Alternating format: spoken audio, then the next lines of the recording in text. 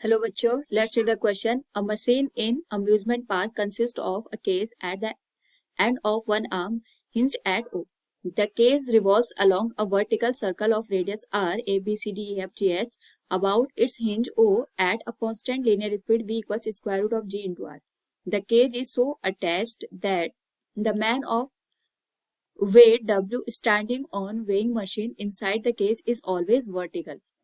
Then which of the following is correct? Here we have given a diagram with four options. A, the weight reading at A is greater than the weight reading E by 2W.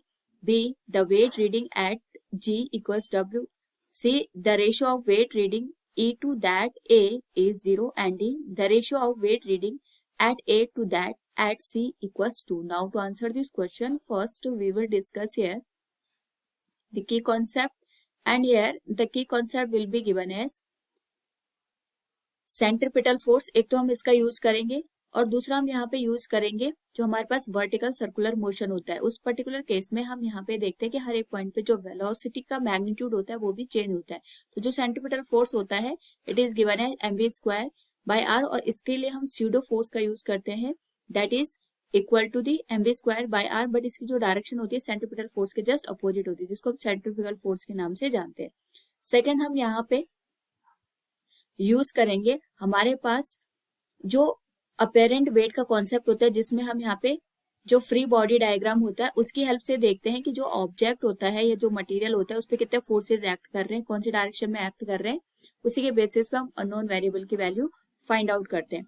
तो सबसे पहले यहाँ पे हमारे पास जो question में given है एक कंडीशन, उसमें एक वर्टिकल सर्कुलर मोशन में ऑब्जेक्ट मोशन कर रहा है और यहाँ पे हमारे पास जो स्पीड है that is given as v equals square root of g into R. हम डिफरेंट पॉइंट पे इसकी जो वेलोसिटी है उसकी एनालिसिस करेंगे.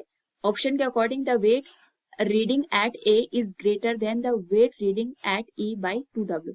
तो हम a और e दो पॉइंट कंसिडर करेंगे जहां पे हमें जो हमारे पास वेट है उसकी वैल्यू को हमें एनालिसिस करना है. तो सबसे पहले हम यहाँ पे देखेंगे कि हमारे पास जो ए पॉइंट है, ए पॉइंट पे अगर यहाँ पे ऑब्जेक्ट को हम कंसिडर करें तो इस पे लगने वाला जो फोर्स होगा, एक तो इसका जो वेट होगा mg यहाँ पे वो एक्ट करेगा, दूसरा नॉर्मल रिएक्शन फोर्स एंड इस डायरेक्शन में एक्ट करेगा. और अगर हम बात करें यहाँ पे जब क्योंकि ये वर्टिकल सर्कुलर मोशन है उस केस में हमारे पास जो स्यूडो फोर्स का यहाँ पे अगर हम डायरेक्शन की बात करते हैं तो सेंट्रीपिटल फोर्स की डायरेक्शन तो mv स्क्वायर बाय आर वो इनवर्ड होगी, लेकिन इसके रिस्पेक्ट में अगर हम बात करें यहाँ पे तो हमारे पास जो mv स्क्वायर बाय आर की डायरेक्शन होगी ये भी आउटवर्ड होगी. नाउ अगर हम यहाँ पे जो रीडिंग की बात करते हैं वो नॉर्मल रिएक्शन फोर्स के बराबर हमारे पास जो वैल्यू आती है, यानी जो नॉर्मल रिएक्शन फोर्स की वैल्यू आएगी वही रीडिंग कंसिडर की जाएगी. तो जो n आएगा that will be given as mg plus mv square by R. And according to the question v की जो वैल्यू है ये हमारे पास स्क्वायर रूट जी आर के बराबर दे रखा है. तो जो n की वैल्यू बनेगी that will be mg plus m by R. v square को हम लिख सकते हैं g इंटू आर के बराबर, r से r कैंसिल हो जाएगा, this will be twice of mg. क्योंकि mg वेट को इंडिकेट कर रहा है तो हमारे पास यहाँ पे जो रीडिंग आएगी वो ट्वाइस ऑफ w के बराबर आएगी एट ए पॉइंट. और अगर हम बात करें यहाँ पे एट ई पॉइंट तो ई पॉइंट पे हमारे पास यहाँ पे जो अगर हम यहाँ पे फ्री बॉडी डायग्राम के अकॉर्डिंग देखेंगे तो जो mg की वैल्यू होगी तो डाउनवर्ड होगी, नॉर्मल रिएक्शन फोर्स या अपवर्ड लगेगा.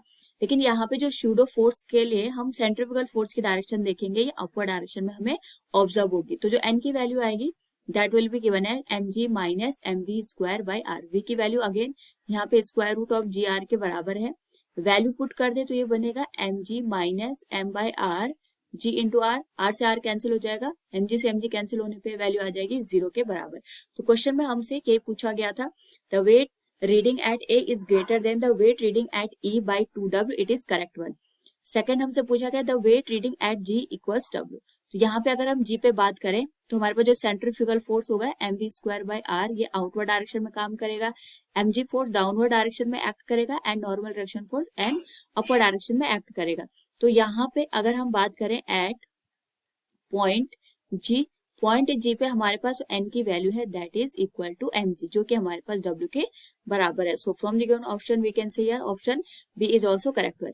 The ratio of weight reading at e to that a is 0 ये हमारे पास करेक्ट होगा क्योंकि हमने यहाँ पे ऑलरेडी कैलकुलेट किया. e पे तो 0 है और a पे हमारे पास यहाँ पे ट्वाइस ऑफ W के बराबर है, तो दोनों का रेशियो लेंगे तो ये हमारे पास ऑटोमेटिकली 2W/0 0 के बराबर आ जाएगा, तो ये भी करेक्ट हो जाएगा।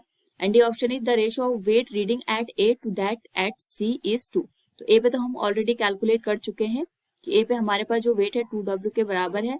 और अगर हम सी पे ऑब्जर्व, यहाँ पे mv²/r आउटवर्ड डायरेक्शन में एक्ट करेगा, mg डाउनवर्ड डायरेक्शन में, and n will be upward direction. तो जो n की वैल्यू होगी हमारे पास mg के बराबर होगी। तो हम यहाँ पे लिख सकते हैं एट पॉइंट सी पे जो हमारे पास n की वैल्यू आएगी वो mg के बराबर आएगी, that will be equal to w। तो इस केस में अगर हम देखें तो ए पे तो हमारे पास जो वेट था वो यहाँ पे ट्वाइस ऑफ W के बराबर था, सी पे जो वेट था वो W के बराबर था। दोनों का अगर हम रेशियो ले तो ये 2 के बराबर आएगा। So from given option we can say option D is also correct one. So we can say here all the options are correct. Hope all you understood it. Thank you and best of luck.